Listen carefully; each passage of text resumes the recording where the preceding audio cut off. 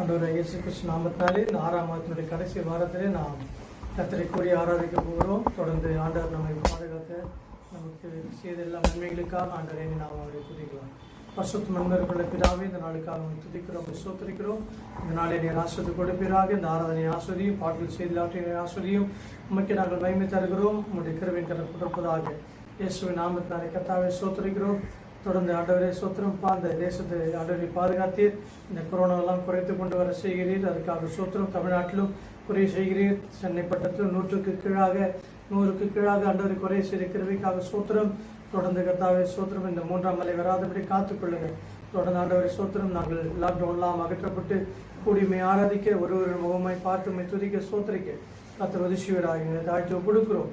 இந்த ஆராதனை ஆசிரியத்தார் இயேசு ஜெபிக்கிறோம் பிதாவே. வேதத்திலிருந்து ஒரு பகுதியை நாம் வாசிக்க கேட்கலாம்.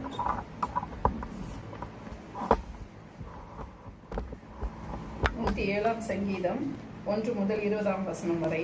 கர்த்தரை துதியுங்கள், அவர் நல்லவர், அவர் கிருபை என்றும் உள்ளது. கர்த்தரால் சத்ருவின் கைக்கு நீங்களாக்கி மீட்கப்பட்டு கிழக்கிலும் மேற்கிலும் வடக்கிலும் தெற்கிலும் உள்ள பல தேசங்களிலும் இருந்து சேர்க்கப்பட்டவர்கள் அப்படி சொல்ல கடவர்கள். அவர்கள் தாபரிக்கும் ஊரை காணாமல் வனாந்திரத்திலே அவாந்திர வெளியாய் பசியாகவும் தாகமாகவும் ஆத்துமா தொய்ந்ததாகவும் அலைந்து திரிந்தார்கள். தங்கள் ஆபத்திலே கர்த்தரை நோக்கி கூப்பிட்டார்கள். அவர்கள் இக்கட்டுகளிலிருந்து அவர்களை விடுவித்தார். தாபரிக்கும் ஊருக்கு போய் சேர அவர்களை செவ்வையான வழியிலே நடத்தினார். கவனமுள்ள ஆத்துமாவை கர்த்தர் திருப்தியாக்கி பசியுள்ள ஆத்துமாவை நன்மையினால் நிரப்புகிறார் என்று அவருடைய கிருபை நிமித்தமும் மனுபுத்திரருக்கு அவர் செய்கிற அதிசயங்களின் நிமித்தமும் அவரை துதிப்பார்களாக. தேவனுடைய வார்த்தைகளுக்கு விரோதமாய் கலகம் பண்ணி உன்னதமானவருடைய ஆலோசனையை அசட்டை பண்ணினவர்கள் அந்தகாரத்திலும் மரண இருளிலும் வைக்கப்பட்டிருந்து ஒடுக்கத்திலும் இரும்பிலும் கட்டுண்டு கிடந்தார்கள். அவர்களுடைய இருதயத்தை அவர் வருத்தத்தால் தாழ்த்தினார். சகாயர் இல்லாமல் விழுந்து போனார்கள். தங்கள் ஆபத்திலே கர்த்தரை நோக்கி கூப்பிட்டார்கள். அவர்கள் இக்கட்டுகளிலிருந்து அவர்களை நீங்களாக்கி ரட்சித்தார்.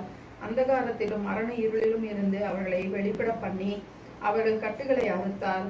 கர்த்தர் வெண்கல கதவுகளை உடைத்து இருப்பு தாழ்பால்களை முறித்தார் என்று அவருடைய கிருபை நிமித்தமும் மனுபுத்திரருக்கு அவர் செய்கிற அதிசயங்களை நிமித்தமும் அவரை துதிப்பார்களாக. நிர்மூடர் தங்கள் பாதக மார்க்கத்தாலும் தங்கள் அக்கிரமங்களாலும் நோய் கொண்டு ஒடுங்கி போகிறார்கள். அவர்கள் ஆத்மா சகல போஜனத்தையும் ஆலோசிக்கிறது. அவர்கள் மரணவாசல்கள் பரியந்தம் சமீபிக்கிறார்கள். தங்கள் ஆபத்திலே கர்த்தரை நோக்கி கூப்பிடுகிறார்கள். அவர்கள் இக்கட்டுகளுக்கு அவர்களை நீங்களாக்கி ரட்சிக்கிறார். அவர் தமது வசனத்தை அனுப்பி அவர்களை குணமாக்கி அவர்களை அழிவுக்கு தப்புவிக்கிறார். அவர் தமது வசனத்தை அனுப்பி நம்மை குணமாக்குகிற தேவன், நம்மை அழிவுக்கு தப்புவிக்கிற தேவன். கர்த்தரை பாடி நாம் ஆராதிக்கலாம். 1805வது பாடல். நமது இயேசு கிறிஸ்துவின் நாமம் நான் எங்கும் வாங்கிடுவேன். புனிதமான பரிசுத்த வாழ்வை மனிதராம் எமக்கு அளித்தார். கரங்களை தட்டி விட்டாதோடு பாடுவோம்.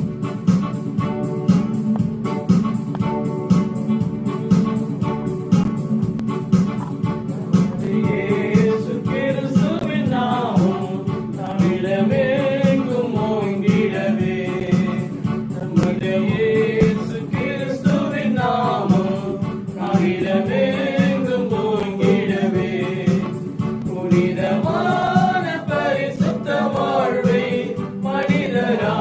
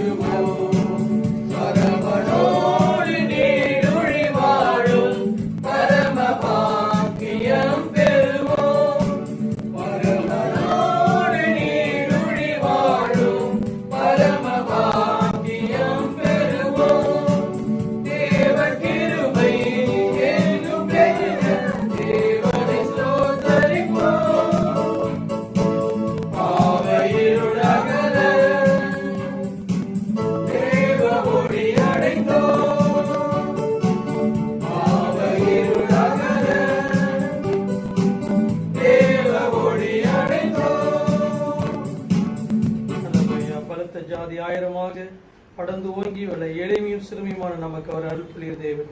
நம்முடைய கால்களையும் நான்களின் கால்கள் போல மாற்றக்கூடிய தேவன். பரமன் இயேசு வரும்போது நாம் பறந்து சென்றிடுவோம். பரமனோடு நீடொழி வாழும் பரம பாக்கியத்தை பெற்றுக்கொள்வோம். 871 பாடல் 871. கர்த்தரை துதிப்பேன், காலமெல்லாம் துதிப்பேன்.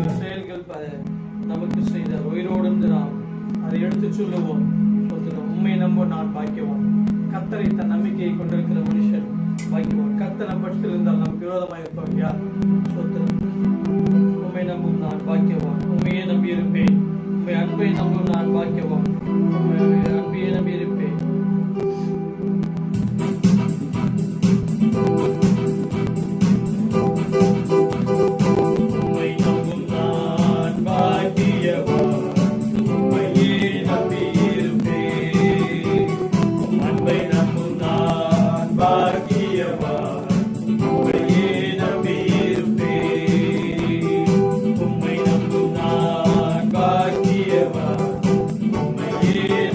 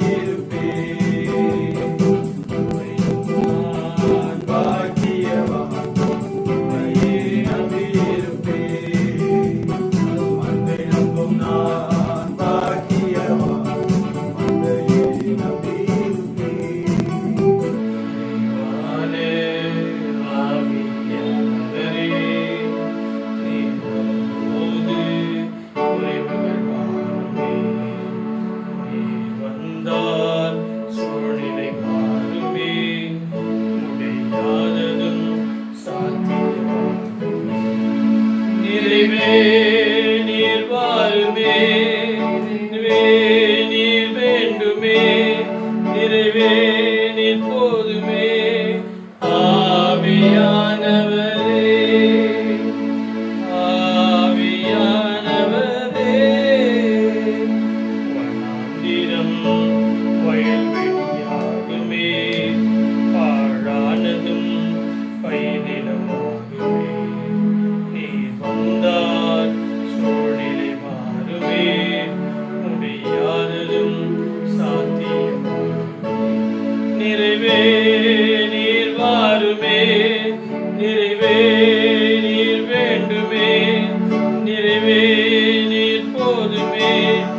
ஆவியானவரே, நிறைவே நீர் வாருமே, நிறைவே நீர் வேண்டுமே, நிறைவே நீர் போதுமே.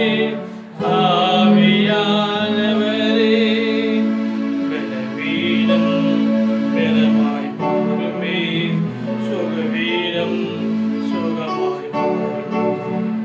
பலவீனம் பலமாய் மாறுமே, சுகவீனம் சுகமாய் மாறுமே. நீர் வந்தால் சூழ்நிலை மாறுமே, முடியாததும் சாத்தியமாகுமே. நிறைவே நீர் வாருமே, நிறைவே நீர் வேண்டுமே, நிறைவே நீர் போதுமே. ஆவியானவரே, நிறைவே நீர் வேண்டுமே, நிறைவே நீர் போதுமே, நிறைவே நீர் வாருமே. ஆவியானவரே, ஹல்லேலூயா. நீ நிறைவானவர் ஆண்டவரே. நிறைவானது எங்க இருக்கிறதோ எங்க குறைவுகள் விழுந்து போகும் ஆண்டவரே. எங்கள் நிறைவையுமே துதிக்கிறோம், ஸ்தோத்திரிக்கிறோம், ஆராதிக்கிறோம், உம்மை போற்றுகிறோம் ஆண்டவரே. நிறைவையுமே ஆராதிக்கிறோம் ஆண்டவரே. உமக்கு ஸ்தோத்திரம். எங்களை சம்பூர்ணமாய் ஆஸ்வதிக்கிறது, எங்களை திருப்தி செய்கிற தேவன் ஆண்டவரே. உம்மை துதிக்கிறோம், ஸ்தோத்திரிக்கிறோம் கர்த்தாவே. நன்றியோடு ஸ்தோத்திரிக்கிறோம். சந்தோஷத்தோடு புறப்பட்டு போய் கர்த்தாவே சமாதானத்தோடு கூட எங்களை நடத்துகிற தேவன் ஆண்டவரே. உம்மை துதிக்கிறோம், ஸ்தோத்திரிக்கிறோம் ராஜா. சமாதான பிரபுவே உமக்கு ஸ்தோத்திரம். எங்களுக்கு சமாதானத்தை உண்டு பண்ணும் ஆக்கி நீர் ஏற்றுக்கொண்டேன். இந்த தருணத்தில் நாங்கள் குணமாகிறோம் அப்பா. ஸ்தோத்திரம் அப்பா. உமக்கு நன்றி நன்றி நன்றி நன்றியோடு நம்பி இருக்கிறபடியே இந்த கிருபை எங்களை சூழ்ந்து கொள்வதாகப்பா. உம்மை துதிக்கிறோம் கர்த்தாவே. ஸ்தோத்திரம்ப்பா. நீர் எங்கே இருக்கிறவர்களுக்கு விடுதலை உண்டாண்டவரே. உமக்கு ஸ்தோத்திரம். நீர் எங்கே இருக்கிறவர்களுக்கு ஆசீர்வாதம் உண்டாண்டவரே. உம்மை துதிக்கிறோம் கர்த்தாவே. உம்மை ஸ்தோத்திரிக்கிறோம் ராஜா. ஹல்லேலூயா. உமக்கு நன்றி. சர்வவல்லமையுள்ள தேவனே உமக்கு நன்றி. கிருபையின் தேவனே உம்மை துதிக்கிறோம், உம்மை ஸ்தோத்திரிக்கிறோம் கர்த்தாவே. வல்லவரே நல்லவரே உமக்கு நன்றி ராஜா. நன்றியோடு உம்மை துதிக்கிறோம், ஸ்தோத்திரிக்கிறோம். Thank you Lord Jesus. ஹல்லேலூயா. இயேசுவே உமக்கு நன்றி ராஜா. நன்றி அப்பா. ஹல்லேலூயா. உமக்கு ஸ்தோத்திரம் கர்த்தாவே. இந்த வழியிலே நம்முடைய தேசத்திலே இந்த கொரோனா முற்றிலும் அழிக்கப்படும்படியாக ஸ்தோத்திரம். இந்த தேசத்திலே இந்த டெல்டா வியாதியும் மற்றும் இந்த ஃபங்கஸ் நோய்களும் வராதபடி, மூன்றாவது வேவ்ஸ் வராதபடி ஆண்டவர் தேசத்தை காக்கும்படி ஸ்தோத்திரம். இந்த நாட்டில் லாக்டவுன்லாம் எடுக்கப்பட்டு சீக்கிரம் கர்த்தரை ஆராதிக்கத்தக்கதாய் ஸ்தோத்திரம் ஜெபம் பண்ணுவோம். ஸ்தோத்திரம் கர்த்தாவே. நன்றி தகப்பனே. இத்தனை ஆண்டுகள் ஆண்டவரே, இத்தனை மாதங்களாய் ஆண்டவரே உயிர் ஜீவனும் கொடுத்து ஆண்டவரே எங்களை காத்து வந்தீரே. அதுக்காக ஸ்தோத்திரம் தகப்பனே. ஆண்டவரே ஸ்தோத்திரம் அப்பா. இந்த இரண்டாவது அலையின் மத்தியிலும் ஆண்டவரே எங்களை ஆண்டவரே காத்து வருகிறீரே. அதுக்காக ஸ்தோத்திரம் அப்பா. ஆண்டவரே இந்த கொரோனா காலங்களிலே தகப்பனே எங்களுக்கு ஆண்டவரே ஆகாரமும் நீரும் தந்தப்பா நீர் காத்து வருகிறீர். காமுக்கு ஸ்தோத்திரம் ஆண்டவரே. மெதுவாய் இந்த பாதிப்புகள் குறைந்து வருவதற்காக உமக்கு கோடானு கோடி நன்றி தகப்பனே. ஆண்டவரே எங்கள் தமிழகத்தை எங்கள் நாட்டை காத்து கொள்ளும் அப்பா. ஸ்தோத்திரம் ஆண்டவரே. எங்கள் சென்னை பட்டணத்தை காத்து கொள்ளும் ஆண்டவரே. இந்த கொரோனா ஆண்டவரே பாதிப்புகள் முற்றிலுமாய் ஆண்டவரே முடிந்து போக அப்பா நீர் கிருபை தாரும். இந்த மூன்றாவது அலை என்று வருகிறது என்று சொல்கிறார்கள் தகப்பனே. அது எதுவும் வராத படிக்க ஆண்டவரே எங்கள் ஒவ்வொருவரையும் காத்து கொள்ளும் ஆண்டவரை. காத்து கொள்ளும் அப்பா. எங்கள் இந்தியாவை ஆண்டவரை காத்து கொள்ளும் தகப்பனே. இதன் நிமித்தம் அப்பா நாங்கள் ஒவ்வொருவரும் உண்மை நோக்கி பார்க்க ஆண்டவரை கிருபை தாரும் தகப்பனே. ஆண்டவர் இந்த லாக்டவுன் காலங்கள் எல்லாம் முடிந்து போகட்டும் அப்பா. இந்த மாதத்தோடு எல்லாம் முடிந்து போகட்டும் தகப்பனே. ஸ்தோத்திரம் ஆண்டவரே, ஸ்தோத்திரம் ஆண்டவரே. நாங்கள் விடுதலையாய் உம்மை வந்து ஆண்டவரே ஒன்று கூடி ஆராதிக்க அப்பா நீ கிருபை தாரும் தகப்பனே. உம்முடைய ஆலயத்தின் கதவுகளை திறந்து தாரும் தகப்பனே. ஸ்தோத்திரம் அப்பா, ஸ்தோத்திரம் ஆண்டவரே. நன்றி நன்றி ஆண்டவரே.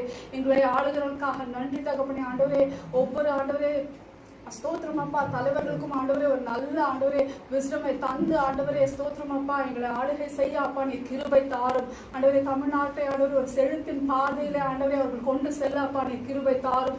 ஒவ்வொரு துறையும் ஆண்டவரே உம்முடைய கரங்கள் தொட்டு ஆசீர்வதிப்பீராக தகப்பனே. எங்களுடைய ஆண்டவரே நீர்நிலைகளை ஆசீர்வதியும் ஆண்டவரே, எங்கள் பயிர்களை ஆசீர்வதியும் தகப்பனே. ஆண்டவரே இத்தனை ஆண்டுகள் பற்றிட்டு போட்டது எல்லாம் ஆண்டவரே ரெட்டிப்பாக எங்களுக்கு திருப்பி தாரும் அப்பா. ஆண்டவரே வேலையின்மைகள் ஆண்டவரே ஸ்தோத்திரம் ஆண்டவரே வறுமை எல்லாம் மாற்றி போடும் தகப்பனே. ஒவ்வொரு குடும்பத்தையும் ஆண்டவரே ஆசீர்வதியும், பிள்ளைகள் படிப்பை ஆசீர்வதியும் அப்பா. ஆண்டவரே எங்களுடைய ஸ்கூல்கள் காலேஜ்கள் எல்லாம் திறந்து ஆண்டவரே எங்கள் பிள்ளைகள் நல்லா படிக்க ஆண்டவரே கிருபை தாரும் தகப்பனே. ஸ்தோத்திரம் அப்பா பிள்ளைகளை ஆண்டவரே ஆசீர்வதியும், அவருடைய ஹெல்த்தை ஆசீர்வதியும் தகப்பனே. ஸ்தோத்திரம் ஆண்டவரே மறுபடியும் ஒரு விசை ஆண்டவரே ஸ்தோத்திரம் அப்பா உங்க கரங்களை ஆண்டவரே எங்கள் ஒவ்வொருடைய வாழ்க்கையை ஒப்பு கொடுக்கிறோம் தகப்பனே. எந்த ஆண்டவரே கொரோனா அலைகளோ எந்த வேரியன்ட்டோ ஆண்டவரே எங்களை தொடாதபடிக்கு அப்பா உங்களுடைய ஆண்டவரே கரங்களை தொட்டு ஆண்டவரை எங்களை ஆசீர்வதியும் தகப்பனே. இயேசு நாமத்தில் ஜெபிக்கிற நல்ல பிதாவே, ஆமென் ஆமென். உங்களை வாழ்த்துகிறேன். செய்திக்கு நேர கடந்து செல்லலாம். வாசிக்கலாம். சங்கீதம் 27 அதிகாரம் 14 வசனம். சங்கீதம் 27 அதிகாரம் 14 வசனம். கர்த்தருக்கு காத்திரு, அவர் உன் இருதயத்தை ஸ்திரப்படுத்துவார். திடமனதாய் இருந்து கர்த்தருக்கே காத்திரு. சங்கீதம் 27:14. கர்த்தருக்கு காத்திரு, அவர் உன் இருதயத்தை ஸ்திரப்படுத்துவார். திடமனதாய் இருந்து கர்த்தருக்கே காத்திரு. இந்த காலை வேளையில கர்த்தருக்கு காத்திருத்தலை குறித்து நாம் தியானித்து இந்த காலை வேளை கடந்து செல்வோம். கிறிஸ்தவ ஜீவியத்துல பாத்தீங்கன்னா எவ்வளவு காரியங்கள் நாம் கடைபிடிக்க வேண்டிய எவ்வளவு காரியங்கள் இருக்கு. அதில் மற்றொரு பிரதானமான காரியம் நம்முடைய தேவனுக்கென்று காத்திருத்தல். காத்திருத்தல் என்றாலே நம்மள அநேகருக்கு என்னன்னா பாத்தீங்கன்னா பிடிக்காத ஒரு விஷயம் இல்லையா. ரொம்ப நேரம் காத்திருக்க முடியாது நம்மளால எந்த காரியத்துக்கும். அதுவும் குறிப்பா இந்த ஃபாஸ்ட் ஃபுட் காலத்துல, இந்த ஃபாஸ்ட் ஃபார்வர்ட் காலகட்டத்துல காத்திருத்தல் என்பது மிகவும் ஒரு கடினமான காரியமாக காணப்படுகிறது. இந்த உலகத்துல காணப்படுகிறது. உலகத்தார் யாருமே காத்துக்கிறது எந்த விஷயத்துக்காகவும் காத்திருக்கிறது கிடையாது அவங்க. ஆகிலும் கிறிஸ்தவர்களாகிய நமக்கு பாத்தீங்கன்னா காத்திருத்தல் மிகவும் ஒரு முக்கியமான அவசியமான ஒரு பண்பாக இருக்கிறது. அநேகர் பாத்தீங்கன்னா ஏதாவது ஒரு ஆசீர்வாதத்துக்காக காத்திருப்பாங்க. சில வேளைகள்ல சில வேலைக்காக காத்திருப்பாங்க. சிலர் திருமணத்துக்காக காத்திருக்கிறவர்களை பார்க்கிறோம். சிலர் பிரசவத்திற்காக காத்திருக்கிறவர்கள், வீடு வாசல் அதற்காக காத்திருக்கிறவர்கள், பல காரியங்களுக்காக அநேகர் என்ன பண்றாங்க, காத்து கொண்டிருக்கிறார். ஆனால் தேவ பிள்ளைகளாகிய நம்முடைய காத்திருத்தல் எப்படிப்பட்டதா இருக்க வேண்டும், எதற்காக நாம் காத்திருக்கோம் என்பதை குறித்து சில காரியங்கள் நாம் தியானித்து கடந்து செல்லலாம். முதலாவது பாத்தீங்கன்னா நம்முடைய வாழ்க்கையில் நாம் தேவனுக்காக காத்திருக்கிறவர்களாக நாம் காணப்பட வேண்டும். தேவனுக்காக நாம் காத்திருக்க வேண்டும். ஏசாயா 30 அதிகாரம் 18 வசனத்துல, ஏசாயா 30 அதிகாரம் 18 வசனம். ஆனாலும் உங்களுக்கு இறங்கும்படி கர்த்தர் காத்திருப்பார், உங்கள் மேல் மனதுருகும்படி எழுந்திருப்பார். கர்த்தர் நீதி செய்கிற தேவன், அவருக்கு காத்திருக்கிற அனைவரும் பாக்கியவான்கள். கர்த்தர் என்ன பண்றாரா, நமக்கு இறங்கும்படி கர்த்தர் காத்திருக்கிறார். உங்கள் மேல் மனதுருகும்படி எழுந்திருப்பார், கர்த்தர் நீதி செய்கிற தேவன், அவருக்கு காத்திருக்கிற அனைவரும் பாக்கியவான்கள் என்று ஏசாயா தீர்க்கதரிசன புத்தகத்துல நாம வாசிக்கிறோம். நாம் ஏன் தேவனுக்கு காத்திருக்க வேண்டுமா? கர்த்தருக்காக காத்திருக்கிற அனைவரும் பாக்கியவான்கள் என்று வேதம் கூறுகிறது. நமக்கு இறங்கும்படி என்ன பண்றாரா, கர்த்தர் காத்திருக்கிறார். சர்வவல்ல தேவன் நமக்கு இறங்கும்படி காத்திருக்கிறார். எவ்வளவு பாக்கியமானவர்கள் பாத்தீங்களா நாம இல்லையா? ஆகையால நாம் கர்த்தருக்கு காத்திருக்கிற பாக்கியவான் என்று இந்த இடத்துல பார்க்கிறோம். புதிய ஏற்பாட்டுல சிமியோன் ஒருத்தரை குறித்து நம்ம பார்க்கிறோம். சிமியோன் என்ன பண்றாருன்னா அப்படிதான் கர்த்தருக்காக காத்திருந்ததை நாம் பார்க்கிறோம். லூக்கா 2 அதிகாரம் 25 வசனத்துல, லூக்கா 2 அதிகாரம் 25 வசனம். அப்பொழுது சிமியோன் என்னும் பேர் கொண்ட ஒரு மனுஷன் எருசலேமில் இருந்தான். அவன் நீதியும் தேவபக்தியும் உள்ளவனாயும் இஸ்ரவேலின் ஆறுதல் வர காத்திருக்கிறவனாயும் இருந்தான். அவன் மேல் பரிசுத்த ஆவி இருந்தார். சிமியோன் என்ன பண்றாரு, இஸ்ரவேலின் ஆறுதல் வர காத்திரு அப்படின்னா இயேசு கிறிஸ்துவுக்காக அவர் என்ன பண்றாருன்னா சிமியோன் காத்து கொண்டிருக்கிறார். அவ்வளவு காலம் காத்திருந்த அவர் என்ன பண்றாரு, அந்த தேவனை கிறிஸ்துவை கண்டு அவருடைய காத்திருத்தல் என்ன பண்றது, நிறைவேறுகிறது நாம் பார்க்கிறோம். கிறிஸ்துவை காணும் மட்டும் மரணமடைய மாட்டாய் என்று பரிசுத்த ஆவினால அவனுக்கு சொல்லப்பட்டது, சிமியோனுக்கு சொல்லப்பட்டது. அதனால என்ன பண்றான், அந்த வசனத்தை பிடித்துக் கொண்டு சிமியோன் அந்த காலகட்டத்தில் காத்து கொண்டிருந்தான், கிறிஸ்துவுக்காக காத்து கொண்டிருந்தான் என்று நாம் வசனத்துல பார்க்கிறோம். அவன் காத்திருந்த எதற்காக காத்திருந்தானோ அதை கண்டு அவன் என்ன பண்ணான், ஆனந்தம் அடைந்தான். அவன் பரவசம் அடைந்தது நாம அந்த இடத்துல பார்க்கிறோம். 32 வசனத்தை பாத்தீங்கன்னா, தேவரை சகல ஜனங்களுக்கு முன்பாக ஆயத்த பண்ணின உம்முடைய ரட்சியத்தை என் கண்கள் கண்டன என்று அவன் அந்த காத்திருத்தலை குறித்து சொல்லுகிறான். சிமியோன் சந்தோஷத்தோட கூறுகிறார், உம்முடைய ரட்சியத்தை என் கண்கள் கண்டது என்று கூறுகிறார். சங்கீதம் 37-34 பாத்தீங்கன்னா, கர்த்தருக்கு காத்திரு அவர் உன்னை உயர்த்துவார் என்று சங்கீதக்காரன் சொல்லுகிறார். என்ன, கர்த்தருக்கு காத்திரு அவர் உன்னை உயர்த்துவார். முதலாவது கர்த்தருக்கு காத்துக்கொள் பாக்கியவான்கள். அடுத்து பாத்தீங்கன்னா, கர்த்தருக்கு காத்திருந்தா தேவன் என்ன பண்றாரா, நம்மை உயர்த்துகிறவராக காணப்படுகிறார். அவருக்காக காத்திருக்கிறவர்களை தேவன் உயர்த்துகிறார். சங்கீதம் 37:7 சங்கீதம் 37ஆம் அதிகாரம் 7ஆம் வசனத்துல,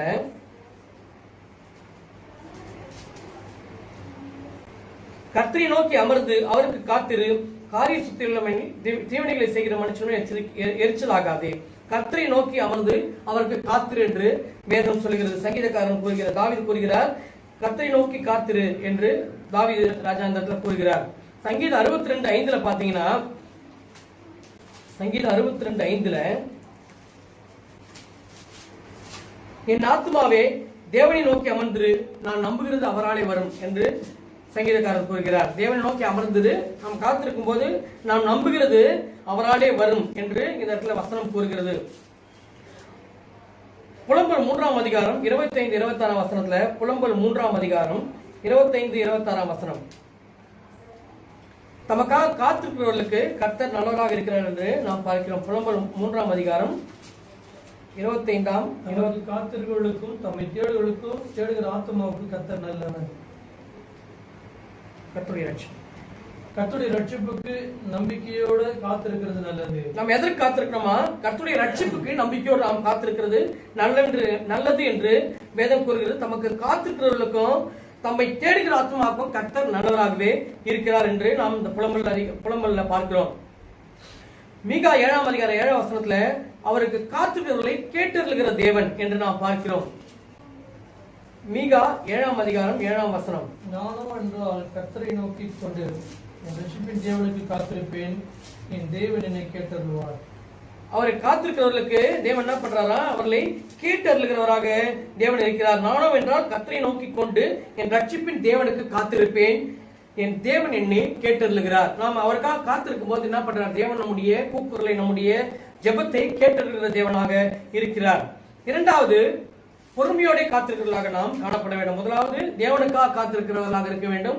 இரண்டாவது நம்முடைய பொறுமையோட காத்திருக்கிறவர்களாக நாம் இருக்க வேண்டும். லூக்கா 21:19 பாத்தீங்கன்னா, லூக்கா எழுதின சுவிசேஷம் 21ஆம் அதிகாரம் 19ஆம் வசனம்,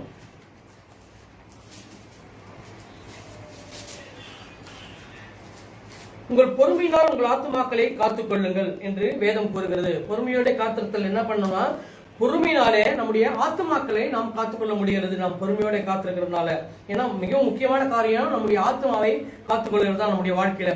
சங்கீதம் 40ஆம் அதிகாரம் 1ஆம் வசனத்துல, 40ஆம் சங்கீதம் 1ஆம் வசனத்துல பாத்தீங்கன்னா,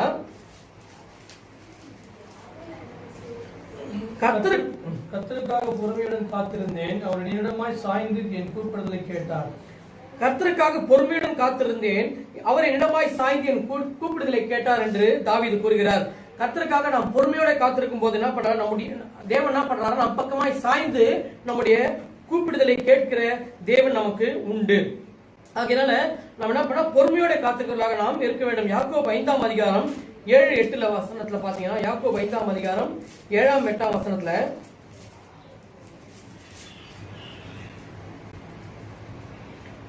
இப்படி இருக்க சகோதரே, கர்த்தர் வருமளவும் நீடிய பொறுமையாயிருங்கள். இதோ பயிரிடுகிறவன் பூமியின் நற்பலனை அடைய வேண்டும் என்று முன்மாறியும் பின்மாறியும் வருமளவும் நீடிய பொறுமையோட காத்திருக்கிறான். நீங்களும் நீடிய பொறுமையோடு இருந்து உங்கள் இருதயங்களை ஸ்திரப்படுத்துங்கள், கர்த்தரின் வருகை சமீபமா இருக்கிறது.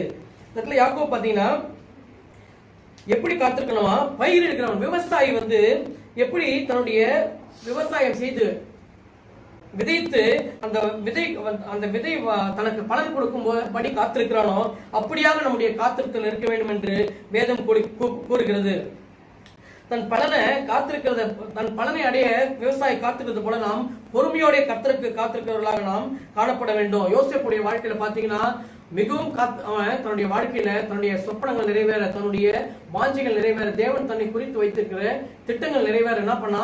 காத்திருந்தார். எந்த இடத்துலயும் அவன் பதறுகிறவனாக யோசேப்பு காணப்படவில்லை. அநேக உபத்திரங்களோட அவன் என்ன பண்ண வேண்டியது? கடந்து போக வேண்டியதா இருந்தது. தன் சொந்த சகோதரர்களாகி அவன் என்ன பண்ணான்? பகைக்கப்பட்டான். சொந்த சகோதரர்களே அவன் என்ன பண்ணாங்க? அடிமையாக விற்று போட்டார்கள். அவன் என்ன பண்ண? அவனோட உடன் பிறந்தவர்களே அவன் என்ன பண்றாங்க? இஸ்மவேலர் இடத்துல அவனை விற்று போடுகிறார்கள். நீதியாளர் வந்த பக்தர் இடத்துல யோசேப்பை விற்று போடுகிறார்கள்.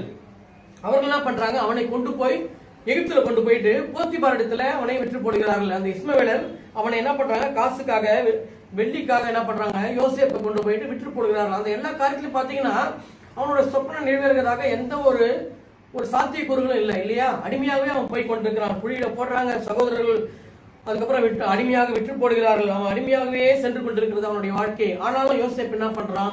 பொறுமையோட தன் ஆட்களுக்காக காத்திருக்கிறவனாக காணப்பட்டான். அவங்க பாத்தீங்கன்னா போத்திபார் இடத்துல போயிட்டு அங்கேயே என்ன பண்றான்? களங்கம் சுமத்தப்பட்டு சிறையில் அடைக்கப்படுகிறான். அப்பொழுது யோசேப்பு என்ன பண்றான்? மிகவும் பொறுமையோட தன் தேவனுக்காக காத்திருந்தான். ஆதியாகமம் 32 பாத்தீங்கன்னா கர்த்தர் யோசேப்போட இருந்தார் என்று வேதம் கூறுகிறது. அதற்கு காரணம் அவன் தேவனுக்காக பொறுமையோட காத்திருந்தது. அதனால கர்த்தர் என்ன பண்றாரு? யோசேப்போட இருந்தார், அவன் காரிய சுத்தி உள்ளவனாய் இருந்தான் என்று வசனம் கூறுகிறது. அவன் அதே போல பாத்தீங்கன்னா அந்த சிறைச்சாலையிலையும் அவன் யாருக்கு சொப்பனத்துல உதவி செய்தானோ அந்த பானபத்திரக்காரன் என்ன பண்றான்? அவனை குறித்து மறந்து போகிறான். அவன் விடுதலையாடி போனது பிறகு பானபத்திரக்காரன் என்ன பண்றான்? யோசேப்பை குறித்து மறந்து போகிறான். ஆனாலும் யோசேப்பு என்ன பண்றான்? பொறுமையோட காத்திருந்தான். ஆனாலும் ஒரு வேலை ஒன்று வந்தது. ஏற்ற வேலையில் என்ன பண்ணார்? தேவன் அவனை உயர்த்தி எகிப்து தேசம் முழுவதற்கு என்ன பண்றார்? அவனை அதிபதியாக வைக்கிறார்.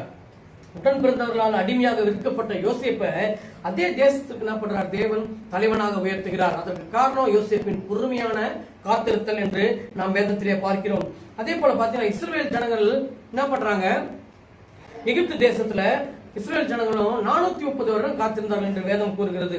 அவர்கள் மொத்தமாக காத்திருந்த வருஷம் 430 வருடங்கள். அவர்கள் இந்த அடிமைத்தனத்திலிருந்து வெளியேற காத்துக் கொண்டிருந்தார்கள். தேவன் மோசேயை நியமித்து என்ன பண்றாரு? அவர்களை அடிமைத்தனத்திலிருந்து அந்த 430 ஆண்டுகள் கழித்து அவர்களை அடிமைத்தனத்திலிருந்து ஆண்டவர் என்ன பண்றாரு? விடுதலையாக்கி கொண்டு வருகிறார்.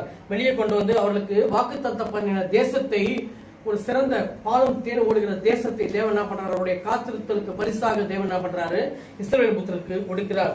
மோசே என்ன பண்றான்? சாந்த குணம் உள்ளவனா மிகவும் பொறுமையோட என்ன பண்றான்? அவர்களை சற்றேறக்கூடிய அந்த கானான் வரைக்கும் அவர்களை அழைத்து கொண்டு வருகிறான். எகிப்திலிருந்து வெளியே கொண்டு வந்து அந்த கானான் அருகிலே மோசே என்ன பண்றாரு? அவர்களை கொண்டு வந்து விடுகிறார். அதற்கும் மோசேவுடைய இஸ்ரவேல் புத்திரோட காத்திருத்தல் ஒரு காரணமாக இருக்கிறது. மூன்றாவது காரியம் பாத்தீங்கன்னா எதிர்பார்ப்போடைய அல்லது விழிப்புடன் நாம் காத்திருக்கிறவர்களாக நாம் காணப்பட வேண்டும். எப்படி காணப்பட வேண்டும்? எதிர்பார்ப்போடைய காத்திருக்கிறவர்களாக, ஒரு விழிப்புடன் காத்திருக்கிறவர்களாக நாம் இருக்க வேண்டும். சங்கீதம் 130:5-6 பாத்தீங்கன்னா 130ஆம் சங்கீதம் 5ஆம் வசனம் 6ஆம் வசனத்துல கர்த்தருக்கு காத்திருக்கிறேன், என் ஆத்துமா காத்திருக்கிறது, அவருடைய வார்த்தையை நம்பி இருக்கிறேன். எப்பொழுது விடியும் என்று விடிய காலத்து காத்திருக்கிற ஜாமக்காரரை பார்க்கலும் அதிகமாக என் ஆத்துமா ஆண்டவருக்கு காத்திருக்கிறது. எப்படி காத்திருக்கிறான்? எப்பொழுது விடியும் என்று காத்திருக்கிற ஜாமக்காரரோட போல சங்கீதக்காரர் சொல்றான். அப்படியாக நம்முடைய காத்திருத்தல் இருக்க வேண்டும் என்று சங்கீதக்காரர் இந்த இடத்துல கூறுகிறார். அதே போல சங்கீதம் 5:3 பாத்தீங்கன்னா எப்படி காத்திருக்க வேண்டுமாம்? சங்கீதம் 5ஆம் அதிகாரம் 3ஆம் வசனத்துல கர்த்தாவே காலையில் என் சத்தத்தை கேட்டருள்வீர், காலையிலே உமக்கு நேரே வந்து ஆயத்தமாகி காத்திருப்பேன். நம்முடைய காத்திருத்தல் எப்படி இருக்கணுமா? எதிர்பார்ப்போட விழிப்புடன் காத்திருக்க வேண்டும் பார்த்தோம். எப்படி இருக்கணும்? காலையிலே என் சத்தத்தை கேட்டருள்வீர், காலையிலே உமக்கு நேராக வந்து ஆயத்தமாகி காத்திருப்பேன் என்று தாவீது இந்த இடத்துல கூறுகிறார். காலையில நம்ம என்ன பண்ணா? தேவனை அதிகாலையில தேடுகிறவர்களாக நாம் காணப்பட வேண்டும். அதிகாலையில தேவனுடைய பாதத்தில் காத்திருக்கிறவர்களாக, தேவனை தேடுகிறவர்களாக நாம் இருக்க வேண்டும் என்று தேவன் நம்ம விரும்புகிறார். தாவீது அப்படிதான் எல்லா காரியங்களும் என்ன பண்ணா? எல்லா காரியங்களும் தேவனை காத்திருந்து எல்லாவற்றையும் பெற்றுக் கொள்கிறார். சங்கீதம் 25:5 தாவீது சொல்கிறார், எதிர்பார்ப்போட நான் நாள் முழுவதும் காத்திருப்பேன் என்று சங்கீதக்காரன் தாவீது கூறுகிறார். சங்கீதம் 25:5 வாசிக்கலாம். சங்கீதம் 25ஆம் அதிகாரம் 5ஆம் வசனம். உம்முடைய சத்தியத்திலே என்னை நடத்தி என்னை போதித்தருளும், நீரே என் ரட்சிப்பின் தேவன், உம்மை நோக்கி நாள் முழுவதும் காத்திருக்கிறேன் என்று தாவீது கூறுகிறார். எப்படி காத்திருக்கிறாரா? ஒரு எதிர்பார்ப்போட நாள் முழுவதும் கர்த்தருக்காக நான் காத்திருக்கிறேன் என்று தாவீது இந்த இடத்துல கூறுகிறார். ரோமர் 8:25 பாத்தீங்கன்னா சிருஷ்டி அவளோடு காத்திருக்கிறது என்று வேதம் கூறுகிறது. ரோமர் 8ஆம் அதிகாரம் 25ஆம் வசனம்.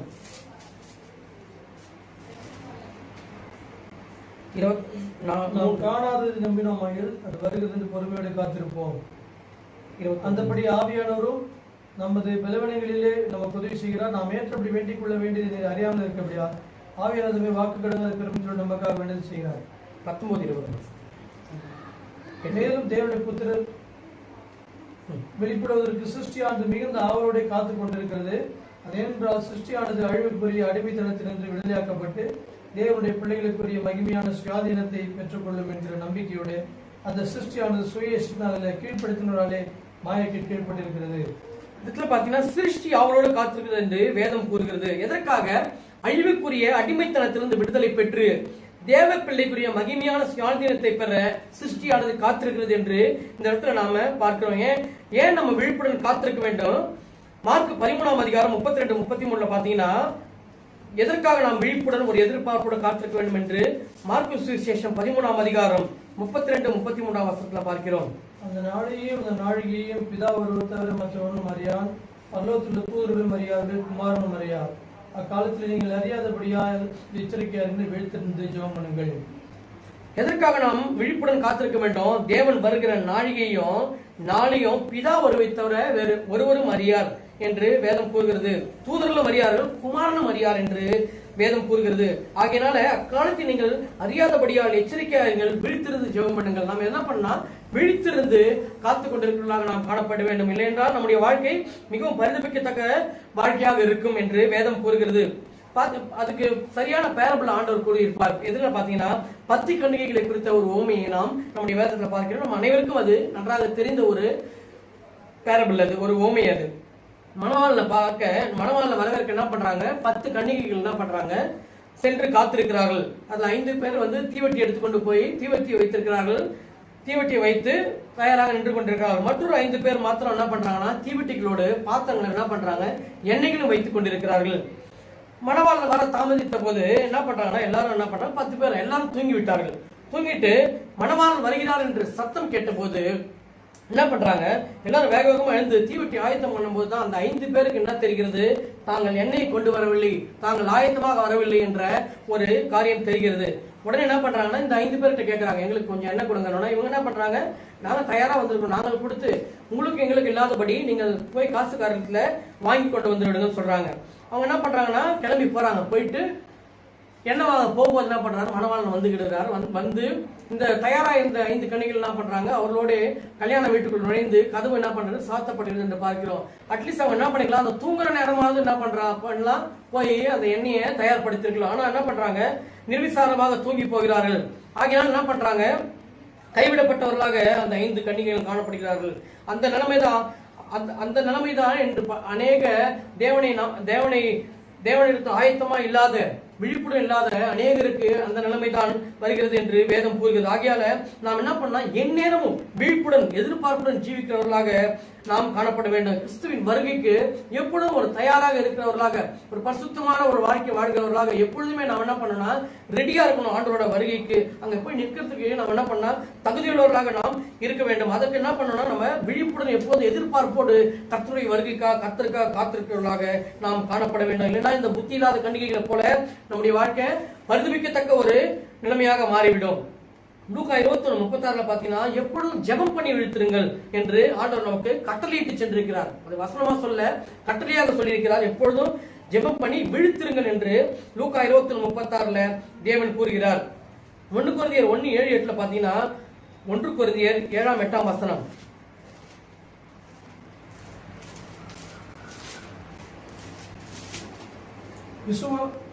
விவாகம் இல்லாதவர்களையும் கைம்பெண்களையும் பொறுத்து 1 கொரிந்தியர் 1:7-8 1ஆம் அதிகாரம் 7-8.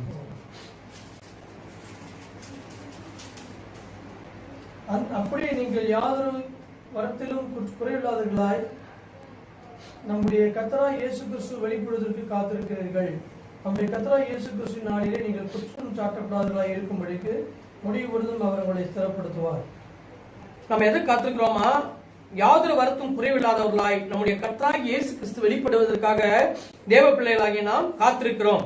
நம்முடைய கர்த்தராகிய இயேசு கிறிஸ்துவின் நாளிலே நாம் என்ன பண்ண, குற்றம் சாட்டப்படாதவர்களாய் இருக்கும்படிக்கு முடிவு பரிந்து தேவன் நம்மை ஸ்திரப்படுத்துவார். நாம் அவருக்காக காத்திருக்கும் போது, தேவனுடைய பாதத்தில் காத்திருக்கும் போது, நாம் கிறிஸ்துவேசுவின் நாளிலே குற்றம் சாட்டப்படாதவராக இருக்கும்படி முடிவு பரிந்தும் தேவன் நம்மை ஸ்திரப்படுத்துகிறவராக காணப்படுகிறார். அதற்கு நாம் தேவனுடைய பாதத்தில் காத்திருக்கிறது, பொறுமையோட விழிப்புடன் எதிர்பார்ப்போடு காத்திருக்கிறது ஒரு அவசியமான காரியமாக காணப்படுகிறது.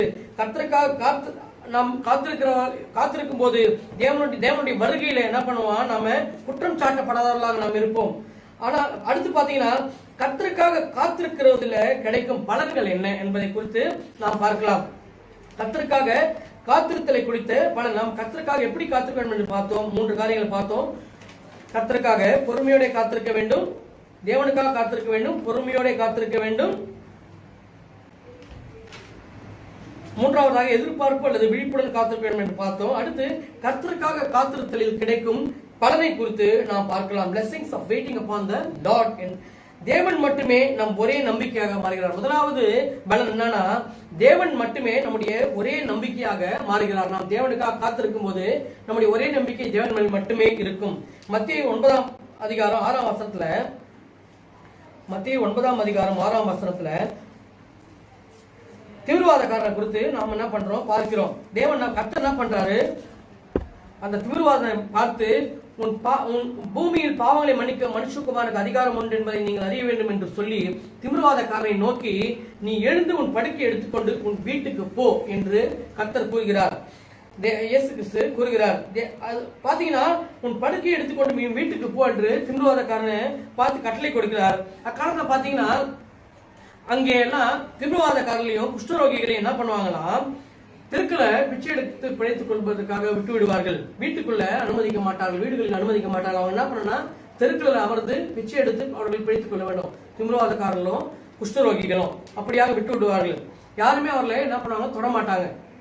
ஆனா ஆகையால் அந்த தீவிரவாதக்காரனுக்கு பாத்தீங்கன்னா, அவனுடைய நம்பிக்கை எதுவா இருந்தது, படுக்கை, அவனுடைய படுக்கை மட்டுமே அவனுடைய நம்பிக்கையாக இருந்தது. வேற எதுவுமே அவனுக்கு ஒரு நம்பிக்கை கிடையாது. ஆனா பாத்தீங்கன்னா, அதில் தான் அவன் என்ன பண்றான், அத்தனை ஆண்டுகள் உறங்கினான். அதுலதான் அந்த படுக்கையில இருந்து தான் தன்னை கடந்து செல்கிற அனைவரையும் பார்த்தான். அவன் அந்த தீவிரவாதக்காரன் தன்னை கடந்து செல்கிற அனைவரையும் அந்த படுக்கையில் இருந்து தான் அவன் பார்த்து கொண்டிருந்தான். இயேசு அவனை பார்த்து உன் படுக்கையை எடுத்துக்கொண்டு போ என்று சொன்ன உடனே அந்த வார்த்தை என்ன பண்ணுது, அவனுடைய நம்பிக்கையாக மாறுகிறது. அவனுடைய காத்திருத்தல் என்ன பண்ணுது, அந்த தேவனுடைய வார்த்தையை அவனுக்கு நம்பிக்கையாக கொடுக்கிறது. அவனுடைய பல ஆண்டு காத்திருத்தல் என்ன பண்ணுது, அந்த நொடிய முடிவுக்கு வந்தது என்று நாம் வேதத்திலே பார்க்கிறோம். அதே போலதான் ராஜாவாகிய யோசபாத்துடைய வாழ்க்கையில அவனுடைய நம்பிக்கையும் அதே போலதான் இருந்தது. 2 நாளாம் 20ஆம் அதிகாரம் 12-13ஆம் வசனத்துல, 2 நாளாம் 20ஆம் அதிகாரம் 12-13ஆம் வசனம், எங்கள் தேவனே, அவர்களை நீர் நியாயம் தீர்க்க மாட்டீரோ? எங்களுக்கு விரோதமாய் வந்து இந்த ஏராளமான கூட்டத்திற்கு முன்பாக நிற்க எங்களுக்கு பலனில்லை. நாங்கள் செய்வது என்னதென்று எங்களுக்கு தெரியவில்லை. ஆகையால் எங்கள் கண்கள் உண்மையை நோக்கி கொண்டிருக்கிறது என்றார். யூதா கோத்திரத்தார் அனைவரும் அவர்கள் குழந்தைகளும் அவர்கள் பெண் ஜாதிகளும் அவர்கள் குமாரர்களை கர்த்தருக்கு முன்பாக நின்றார்கள். இங்க பாத்தீங்கன்னா, யோசபாத்தோட நம்பிக்கை எது மேல இருக்கு, தன்னுடைய தேவன் மேல அவனுடைய நம்பிக்கையை வைக்கிறதை பார்க்கிறோம். ஏன்னா அவன் கர்த்தரின் பாடத்துல காத்திருக்கிறவனாக அவன் காணப்பட்டான். தகப்பனாகிய தாவீதின் வழியில செம்மையாக நடக்கிறதை நாம் பார்க்கிறோம். அதுக்கு முன்பாக 20ஆம் அதிகாரம் 1-3ஆம் வசனம் பாத்தீங்கன்னா, இதற்கு பின்பு மோவாப் புத்திரரும் அம்மோன் புத்திரரும் அவர்களுடைய அம்மோனியருக்கு அப்புறத்தில் உள்ள மனுஷரும் கூட யோசபாத்துக்கு விரோதமாக யுத்தம் பண்ண வந்தார்கள். சிலர் வந்து யோசபாத்தை நோக்கி, உமக்கு விரோதமாக ஏராளமான ஜனங்கள் கடலுக்கு அக்கறையில் இருக்கிற சீரியாவிலிருந்து வருகிறார்கள். இதோ அவர்கள் எங்கேதியாகிய ஆசாசோன் தாமாரில் இருக்கிறார்கள் என்று அறிவித்தார்கள். அப்போது யோசபாத் பயந்து கர்த்தரை தேடுகிறதுக்கு ஒருமுகப்பட்டு யூதாவெங்கும் உபவாசத்தை கூறுகிறான். என்ன பண்றான், அவன்கிட்ட வந்து ஒரு திரளான கூட்டம் உனக்கு எதிராக வந்து பதிவு இருக்குது, பாளையம் இறங்கி இருக்குதுன்னு சொன்ன உடனே யோசபாத் என்ன பண்றான், தன்னுடைய படைக்கலங்களை தேடல. யோசபாத் பயந்து கர்த்தரை தேடுகிறதுக்கு ஒருமுகப்பட்டு யூதாவெங்கும் உபவாசத்தை கூறுகிறான் என்று நாம் பார்க்கிறோம். அப்படியே யூதா ஜனங்கள் கர்த்தரிடத்திலே சகாயம் தேட கூடினார்கள். யூதாவில் உள்ள எல்லா பட்டணங்களிலிருந்து அவர்கள் தேவனை தேட வந்தார். அவர்கள் என்ன பண்றாங்க, கர்த்தருடைய பாதத்தை வந்து காத்திருக்கிறார்கள். போருக்கு அவர்களுக்கு முன்பாக திரளான சேனை அங்கே நின்று கொண்டிருக்கிறது அவர்களை அழிப்பதற்கு. ஆனா யோசபாத்தும் யூதா ஜனங்கள் என்ன பண்றாங்கன்னா, கர்த்தரிடத்தில் சகாயம் தேட கூடினார்கள் என்று பார்க்கிறோம். அவனுடைய காத்திருத்தலின் பலன் என்ன, அவனுடைய நம்பிக்கை கர்த்தர் மேல இருந்தது. அதுதான் நாம் என்ன பண்றோம்னா பார்க்கிறோம். கர்த்தருக்காக காத்திருத்தல கிடைக்கிற முதல் பலன் தேவன் மட்டுமே நம்முடைய ஒரே நம்பிக்கையாக மாறுகிறார் என்று நாம் பார்க்கிறோம். அதுல யோசபாத் என்ன பண்றான், தனக்கு உதவி செய்யும்படி தன்னுடைய இடுக்களை நீங்களாக்கி தன்னையும் மக்களையும் தேவன் விடுவிப்பார் என்றதை அவன் விசுவாசித்து நம்பி காத்திருந்தான். உபவாசத்தை அறிவித்தான். ஜனங்கள் எல்லாத்துலயும் அவன் என்ன பண்றான்னா விசுவாச வார்த்தைகளை கூறுகிறது நாம் பார்க்கிறோம். 20ஆம் அதிகாரம் 20ஆம் வசனத்துல அவன் என்ன பண்றான், யோசபாத்து அவர்கள் அதிகாரமே எழுந்து தெக்கோவாவின் அவர்கள் அதிகாரமே எழுந்திருந்து தெக்கோவாவின் வனாந்திரத்துக்கு புறப்பட்டார்கள். புறப்படுகையில் யோசபாத் என்று யூதாவே எருசலேமின் குடிகளை கேளுங்கள், உங்கள் தேவனாகி கர்த்தரை நம்புங்கள், அப்பொழுது நிறைப்படுவீர்கள், அவருடைய தீர்க்கதரிசிகளை நம்புங்கள், அப்பொழுது சித்தி பெறுவீர்கள் என்றான். அவன் என்ன பண்றான், யோசபாத் தன்னுடைய யூதா ஜனங்களிடத்துல விசுவாசமான வார்த்தைகளை கூறுகிறதை நாம் இந்த இடத்துல என்ன பண்றோம் பார்க்கிறோம். அதே போலதான் காத்திருத்தல் என்னன்னா நாம் அமர்ந்திருந்து மூன்றாவது அடுத்து காத்திருத்தல் நாம் அமர்ந்திருந்து தேவனுடைய நெருங்க உதவி செய்கிறது. முதலாவது பலன்கள் என்னன்னு பார்த்தோம், தேவன் மட்டுமே நம் ஒரே நம்பிக்கையாக மாறுகிறார். இரண்டாவது காத்திருத்தல் நாம் அமர்ந்திருந்து தேவனுடைய நெருங்க உதவி செய்கிறதாக காணப்படுகிறது. சங்கீதம் 46ஆம் அதிகாரம் 10ஆம் வசனத்துல நீங்கள் அமர்ந்திருந்து நானே தேவன் என்று அறிந்து கொள்ளுங்கள் என்று வசனம் கூறுகிறது. 2 நாளாகவும் 19ஆம் அதிகாரம் 1 - 9ஆம் வசனம் பாத்தீங்கன்னா 2 நாளாகவும் 19ஆம் அதிகாரம் 1 - 9.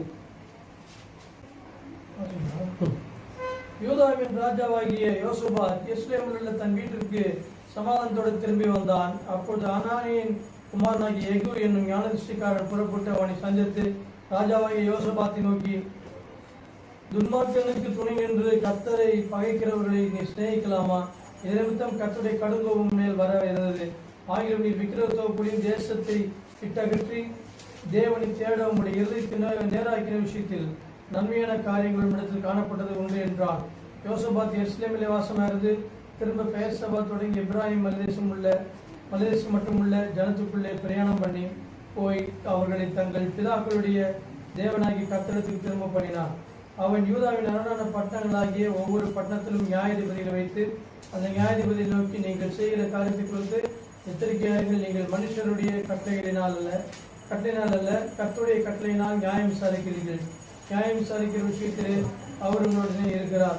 ஆதலால் கர்த்தருக்கு பயப்படுகிற பயம் உங்களில் இருக்க கடவுளே, எச்சரிக்கையாக காரியத்தை நடத்துங்கள்.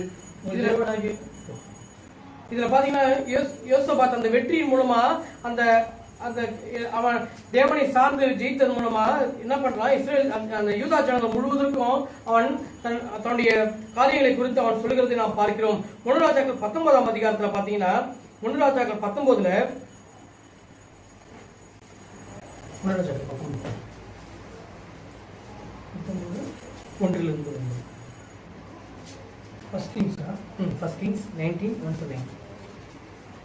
எலியா செய்த எல்லாவற்றையும் அவன் தீர்க்கதரிசி எல்லாவற்றையும் பட்டயத்தாலை கொண்டு போட்ட செய்தி அனைத்தையும் ஆகாப் இயேசபேலுக்கு அறிவித்தான்.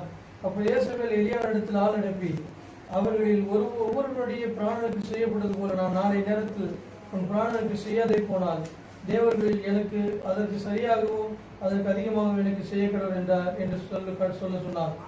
அவனுக்கு அது தெரிந்த போது எழுந்து தன் பிராணனை காக்க யூதாவை சேர்ந்த பெயர்சபாவுக்கு புறப்பட்டு போய் தன் வேலைக்காரனை அங்கே நிறுத்திவிட்டார்.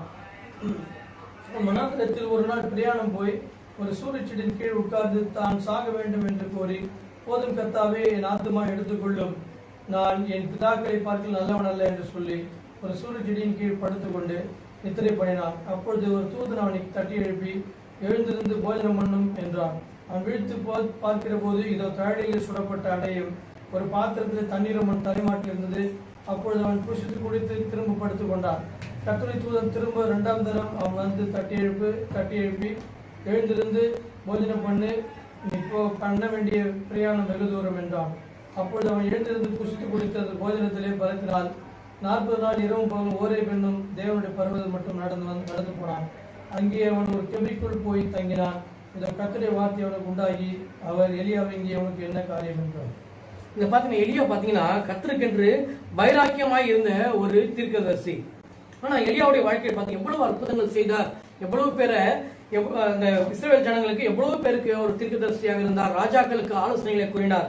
ஆனால் பாத்தீங்கன்னா இந்த இடத்துல ஏசபேல், ஆகாபின் மனைவியாக ஏசபேல் என்ன பண்றா, அவர் எலியாவை கொலை செய்வதற்காக தேடும் போது எலியா என்ன பண்றாருன்னா அங்கிருந்து தப்பித்து ஓடுகிறார். போய் செல்லும் போது ஆனா பாத்தீங்கன்னா அந்த ஒவ்வொரு காரியத்திலும் தேவன் அவனை நடத்தி செல்கிறார். தேவன் எலியாவை என்ன பண்றாருன்னா நடத்தி செல்கிறார். அந்த இடத்துல போயிட்டு தேவனோட அவனுடைய ஸ்ட்ரென்த்தை ரினியூ பண்றதுக்கு, அவனுடைய எலியாவோட தன்னுடைய என்ன பலனை புதுப்பிக்கிறதுக்காக தேவன் என்ன பண்றாருன்னா எலியாவை அந்த கெபிக்கு கொண்டு போகிறார். அங்கே தேவன் தனிமையிலே அவன் வைத்து தேவனோட அவன் நேரத்தை செலவிடுவதை நாம் பார்க்கிறோம். அந்த இடத்துல அவன் தனியாக அமர்ந்து தன்னை குறித்து தியானிக்கிறான், தேவனோடு நெருங்கி ஜீவிக்கிறான். அந்த இடத்துல கூறுகிறான், எல்லாம் தேவன் அவனை போஷிக்கிறார். அந்த இடத்துல அவனை வைத்து தேவன் போஷிக்கிறது நாம் பார்க்கிறோம். அங்கேயே பாத்தீங்கன்னா அவன் எப்படி தேவன் அவனை சந்திக்கிறார் என்பதை குறித்து நாம் அதுல பார்த்தோம்னா, முதல்ல பாத்தீங்கன்னா தேவன் கர்த்தர் வந்தவனை அங்க பர்வதத்துல வந்து நெல்லுன்றாரு. அங்க போய் நிற்கிறான். அவன் முன்பாக பர்வதங்களை பிளக்கிறதும் கண்மலையை பிளக்கிறதும் உடையதுமான பலத்த பெருங்காற்று உண்டாயிற்று. ஆனா அந்த காற்றிலும் தேவன் இருக்கவில்லை. அதுக்கு பின்பாக காற்றுக்கு பின்பாக பூமி எதிர்ச்சி உண்டாயிற்று. பூமி எதிர்ச்சியில கர்த்தர் இருக்கவில்லை. பூமி எதிர்ச்சிக்கு பின் அக்கினி உண்டாயிற்று. அக்கினியில என்ன பண்றாரு, கர்த்தர் இருக்கவில்லை. அக்கினிக்கு பின் அமர்ந்த மெல்லிய சத்தம் உண்டாயிற்று என்று வேதம் கூறுது. அந்த மெல்லிய சத்தத்திலிருந்து தேவன் எலியாவை அழைக்கிறார். அழைத்து உனக்கு காரியம் என்ன என்று தேவன் கேட்கிறார். என்ன, அவன் அமைதியாக அமர்ந்திருந்து பொறுமையோட தேவனுக்காக காத்திருக்கும் போது தேவன் என்ன பண்றாருன்னா, அவன் தேவனுக்காக காத்திருக்கும் போது அவனுடைய ஸ்ட்ரென்த் ரினியூ பண்றதுக்காக என்ன பண்றாரு, தேவன் அவனை தனிமையான ஒரு இடத்திற்கு அழைத்து செல்கிறார். அந்த இடத்துல அவன் என்ன பண்றான், மறுபடியும் புதுப்பிக்கப்பட்டு ஒரு புதுப்பிக்கப்பட்ட எலியாவாக வருகிறான். பாத்தீங்கன்னா கழுகு குறித்து நாம வேதத்துல பல இடங்கள்ல கழுகை குறித்து நாம் பார்க்கிறோம். கழுகு பாத்தீங்கன்னா பறவைகளே ஒரு விசேஷமான ஒரு பறவையாக காணப்படுகிறது.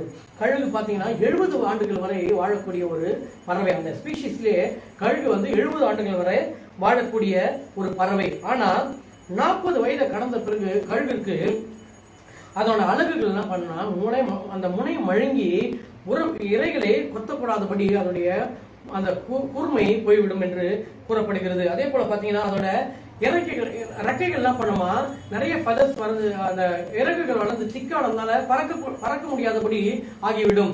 கழுகோட நிலைமை அந்த 40 வயதுல அந்த அது போல ஆகிவிடும். அதே போல பாத்தீங்கன்னா அதோட கூர்மையான விரல்கள், கால் நகங்கள்னா கூர்மை இழந்து விடும். அப்ப கழுகு என்ன பண்ணுமா, 40 ஆண்டுகளை இந்த காரியங்கள்லாம் கழுகுக்கு நடக்கிறது. அப்படியான ஒரு நிலைமையில் அதோட அடர்த்தி மிகவும் கனமாக பறக்கக்கூடிய அளவுக்கு கனமாக கழுகுடைய ரெக்கையை மாறிவிடும். அந்த தருணத்துல பாத்தீங்கன்னா கழுகுக்கு 2 வாய்ப்புகள் தான் இருக்கிறது. 2 வாய்ப்புகள் தான் இருக்கு. ஒன்று பாத்தீங்கன்னா அப்படியே இருந்து வலிமை எழுந்து உணவில்லாமல் வடிந்து போவது. இரண்டாவது காரியம் பாத்தீங்கன்னா தன்னை பலப்படுத்திக் கொள்ள கடினமான ஒரு மாற்றத்துக்குள்ளாக கடந்து போவது ஆகிய 2 காரியங்கள் கழுகுக்கு முன்பாக இருக்கும். ஆனா கழுகு என்ன பண்ணுனா, மிகவும் உயரமான கண்மலைக்கு கஷ்டப்பட்டு மிகவும் உயரமான கண்மலையை நோக்கி பறந்து சென்று என்ன பண்ணுமா, அதோட அந்த டிரான்ஸ்பர்மேஷனுக்காக என்ன பண்ணுமா, அதோட அழகை வந்து பாறையில கொத்தி உடைக்குமா. அந்த முனை மணிங்கி போன கூர்மை இல்லாத அந்த அழகை பாறையில கண்மலையில கொத்தி பயங்கர வலியா இருக்கும். ஆனாலும் என்ன பண்ணுமா, அதை கொத்தி உடைத்து அந்த அழகை உடைத்து விடுமா. அதே போல என்ன பண்ணுமா, அந்த எக்ஸ்ட்ரா வளர்ந்த அந்த ரெக்கைகள் எல்லாத்தையும் பிரித்து போட்டு விடுமா. அந்த ரெக்கை எல்லாத்தையும் பிச்சு போட்டு ரொம்ப வலிமிகுந்த ஒரு பாதைகள் ஊடாக என்ன பண்ணுமா, கழுகு கடந்து செல்லுமா. கடந்து சென்று அந்த ரெக்கைகள் எல்லாத்தையும் பிச்சு போட்டு அந்த கண்மலையில் என்ன பண்ணுமா, மிகவும் ஒரு கதறக்கூடியதான ஒரு வலி வேதனைகளோடாக இந்த கழுகு கடந்து செல்லும். ஆனா இந்த கழுகு பாத்தீங்கன்னா அந்த எல்லா ப்ராசஸ்லயும் கடந்து போகும்போது எல்லாத்தையும் அந்த வலி பயங்கர வலி வேதனையில கடந்து அந்த வேதனைகள் பாத்தீங்கன்னா ஏறக்குறைய 150 நாட்கள் செல்லுமா. அந்த கழுகுக்கு ஏறக்குறைய 5 மாதங்கள் சென்ற பிறகு அந்த கழுகுக்கு என்ன பண்ணுமா, புதிய கூர்மையான அலகுகள் வளர ஆரம்பிக்கிறது. அதே போல புதிய செட்டைகள், வலிமை மிகுந்த செட்டைகள் என்ன பண்ணதா வளர ஆரம்பிக்கிறது. அந்த ரெக்கைகள் புதிய வலிமை பெற்று என்ன பண்ணா, ஒரு புதிய பலத்தோடைய கழுகு அந்த கண்மலையிலிருந்து அந்த 5 மாதங்களுக்கு பிறகு பறந்து வருகிறது என்று ஆராய்ச்சியாளர்கள் கூறுகிறார்கள். அதை தான் வேதம் சொல்கிறது. கழுகுக்கு சமானமாய் உன் வயது திரும்ப வாழ வயது போல் ஆகிறது என்று வேதம் கூறுகிறது. அதே போலதான் கழுகு என்ன பண்ணுதா, அதற்கு பிறகு அந்த ப்ராசஸுக்கு பிறகு 40 ஆண்டுகளுக்கு அந்த ப்ராசஸுக்கு பிறகு கழுகு மற்றும் ஒரு 30 ஆண்டுகள் வாழக்கூடிய வலிமையை பெறுகிறது. ஆனா அதற்கு என்ன பண்ணுனா கழுகு அந்த 5 மாதங்கள் காத்திருத்தல் கூடாக செல்ல வேண்டியது அவசியமாகிறது. அந்த தனிமை, அதனுடைய அந்த காத்திருத்தல், அந்த வலி வேதனைகள் என்ன பண்ணுனா அதை மிகுந்த வலிமையுடையதாக மறுபடியும் கழுகை மாற்றுகிறது. அதே போலத்தான் நாமும் என்ன பண்ண, நம்மை உருமாற்றிக்கொள்ள புது பலன், புது வல்லமை பெற்றவர்களாக மாற நாம் என்ன பண்ணா கண்மொழியாகிய தேவனிடத்துல நெருங்கி நாம் காத்திருக்கிறவர்களாக காணப்பட வேண்டும் என்று வேதம் நமக்கு கூறுகிறது. இதைதான் எலியா என்ன பண்ணாரு, இதே தான் செய்தார். எலியா போயிட்டு அந்த இடத்துல அந்த கெபியில தேவனுக்காக காத்திருந்து தேவனுடைய வல்லமையை பெற்றவராக மறுபடியும் கழுகை போல ஒரு பலமுள்ளவராக எலியா என்ன பண்ணார், அங்கிருந்து மறுபடியும் வருகிறதை நாம் பார்க்கிறோம். அதைதான் நாம் என்ன பண்ணா, இதே போல நாம் பார்த்ததை போல கர்த்தருக்காக காத்திருக்கிறவர்களாக நாம் ஒவ்வொரு நாளும் தேவனுக்காக காத்திருக்கிறவர்களாக நாம் இருக்கிறவர்களாக காணப்பட வேண்டும். அநேக காரியங்களை குறித்து நாம் பார்த்தோம் இல்லையா. கர்த்தருக்காக காத்திருக்கிறோம், கர்த்தருக்காக நாம் தேவனுக்காக காத்திருக்கிறவர்களாக இருக்க வேண்டும். பொறுமையோட கர்த்தருக்கு காத்திருக்கிறவர்களாக நாம் இருக்க வேண்டும். அடுத்து 3வது பாத்தீங்கன்னா எதிர்பார்ப்போட அல்லது விழிப்புடன் கர்த்தருக்கு காத்திருக்கலாக நாம் இருக்க வேண்டும். அடுத்து கர்த்தருக்கு காத்திருக்கிற 3 பலன்களை குறித்து பார்த்தோம். தேவன் மட்டுமே நம் ஒரே நம்பிக்கையாக மாறுகிறார். அடுத்து 2வது காரியம், நாம் காத்திருத்தல், நாம் அமர்ந்திருந்து தேவனுடைய நெருங்க நமக்கு உதவி செய்கிறது. நீதிமொழிகள் 13ஆம் அதிகாரம் 12ஆம் வசனத்துல பாத்தீங்கன்னா, நீதிமொழிகள் 13ஆம் அதிகாரம் 12ஆம் வசனத்தை பார்த்து நாம் முடிக்கலாம். நீதிமொழிகள் 13ஆம் அதிகாரம் 12ஆம் வசனம்.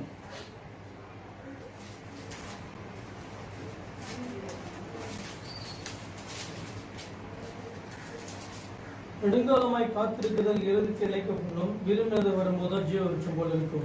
நெடுங்காலமாய் காத்திருத்தல் இருதயத்தை இழைக்கப்படும், விரும்பினது வரும்போதோ ஜீவ விருட்சம் போல இருக்கும் என்று வசனம் கூறுகிறது. அதனால நாம் ஒருவேளை சில காரியங்களுக்காக நீங்கள் ரொம்ப நேரமா ரொம்ப நாட்களா காத்திருக்கலாம், ஆனா அது வரும்போது உங்களுக்கு அது ஒரு ஜீவ விருட்சம் போல இருக்கு என்று தேவன் கூறுகிறது. ஆபிரகாம் பாத்தீங்கன்னா காத்திருந்து தனக்கான வாக்குத்தத்தை பெற்றுக்கொண்டு தன் வாரிசை பெற்றுக்கொண்டு என்ன பண்ணா, அதன் மூலமாக அவனுடைய காத்திருத்தல் மூலமாக அவனுடைய சந்ததி ஆசீர்வதிக்கப்பட்டது. பல நாட்களாக காத்திருந்த அன்னாள், அவமானங்களை சந்தித்த அன்னாளுடைய வாழ்க்கையில அவ தனக்கு மட்டுமல்ல இஸ்ரவேலுக்கும் வம்சத்தாருக்கும் ஒரு ஆசீர்வாதமான ஒரு பிள்ளையாக தீர்க்கதரிசியாக சாமுவேலை பெற்றெடுக்க அன்னாளால் முடிந்தது. அதற்கு காரணம் அவருடைய காத்திருத்தல். அதே போல காத்திருக்காத ராஜாவாகிய சவுலோட வாழ்க்கை பாத்தீங்கன்னா, சவுல் என்ன பண்றான், தன்னுடைய வாழ்க்கையில காத்திருக்க முடியாததால அவன் தன்னுடைய ராஜ்ய பாரத்தை மட்டுமல்ல தன்னுடைய ஜீவனை வாழ்ந்து போகிறவராக சவுல் காணப்படுகிறான். ஆகையினால கர்த்தருக்கு காத்திருப்போர் வெட்கப்பட்டு போவதில்லை என்று வசனம் கூறுகிறது. ஒருவேளை நீண்ட நாட்கள் நீ காத்திருக்கலாம், ஆனா தேவன் நீ வெட்கப்பட்டு போவதில்லை என்று தேவன் கூறுகிறார். ஆகையினால நாம் என்ன பண்ண, கர்த்தருக்கு தினந்தோறும் அவருடைய பாதத்தில் காத்திருக்கிறவர்களாக நாம் காணப்படுவோம். தேவன் ஒவ்வொரு நாளையும் நாம் காத்திருக்கிறதை அறிந்திருக்கிற தேவன் என்ன பண்ண, கண்டிப்பாக நமக்கு தேவையானதை நம்முடைய வாஞ்சி விருப்பங்களை நிறைவேற்றுகிற தேவன் நமக்கு இருக்கிறார். உன்னுடைய காத்திருக்களை அறிந்த தேவன் இருக்கிறார். நிச்சயமாகவே முடிவுண்டு, உன் நம்பிக்கை வீண் போகாது என்று வசனம் கூறுகிறது. ஆகையினால நாம் என்ன பண்ணா, நம்முடைய காத்திருப்பதற்கான பதில் நிச்சயமாக தேவன் அறிவிப்பார். நம்முடைய பதிலை தேவன் அறிவிப்பார் என்பதை விசுவாசித்து நாம் காத்திருப்போம், தேவனுடைய பாதத்தில் இருப்போம். கர்த்தர் தாமே இந்த வார்த்தைகளை ஆசீர்வதிப்பாராக. ஆமென்.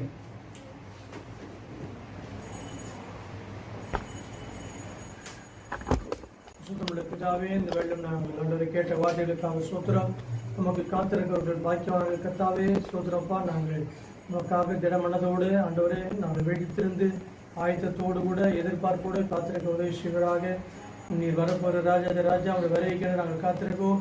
சபை ஆண்டவரே சோத்திரம், சகல சிருஷ்டியும் காத்திருக்கிறது போல சபையானது ஆண்டவர் வரைக்கு எடுத்து கொள்ளப்படத்தக்கதாய் காத்திருக்க கர்த்தர் உதவி செய்வராக. தொடர்ந்து இப்படி நாமத்தை மையப்படுத்தும் கேட்டவர்கள் ஒவ்வொரு ஆஸ்வதியும் பெரிய காரியங்களை செய்யும். எல்லா மகிமையும் கனம் துதியும் புகழ்ச்சியும் முக்கிய செலுத்துகிறோம். இந்த 6 மாதங்களாய் ஆச்சரியமாய் வழிநடத்தின தேவன் ஒரு புதிய மாதத்தை எங்களுக்கு ஆசிரியத்து கொடுக்கும்படி செபிக்கிறோம். எல்லா கணத்தை துதியும் எடுத்துக்கொள்ள எல்லா விசுவாச குடும்பங்களையும் விசுவாசிகள் ஒவ்வொருவரையும் இந்த சபையை ஆண்டவர் ஜபத்தினாலும் காணிக்கினாலும் தசன்பாகத்தினாலும் தாங்குகிற ஒவ்வொரு நீர் ஆசிரியத்தை நீர் காத்துக்கொள்ளும்படி செபிக்கிறோம். இந்த நாமத்தை மையப்படுத்தும் கணத்தை முடித்துக்கொள்ளும் இயேசுவின் ஜெபிக்கிறோம் பிதாவே. ஆமென். என் ஆத்மாவை கர்த்தரை ஸ்தோத்திரி, என் முழுடைய நாமத்தை ஸ்தோத்திரி, என் ஆத்மாவை கர்த்தரை ஸ்தோத்திரி. ஆசீர்வாத சகல வல்லமையுள்ளவரே, கர்த்தராகிய இயேசு கிறிஸ்துவின் கிருபையும் பிதாவாகிய தேவனுடைய அன்பு பரிசுத்த ஐக்கியமும் ஆசீர்வாதம் நம்மளோட வருகை விட்டு ஆசீர்வதிக்கப்படும்.